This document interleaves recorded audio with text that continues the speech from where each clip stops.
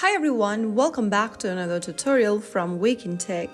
Today in this episode, we will be learning how to hide recently active time on Bigo Live.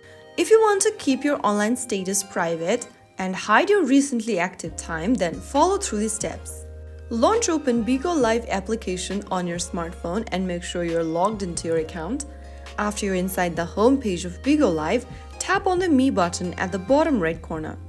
From the Me menu, tap on the gear icon at the top right and then click on Privacy.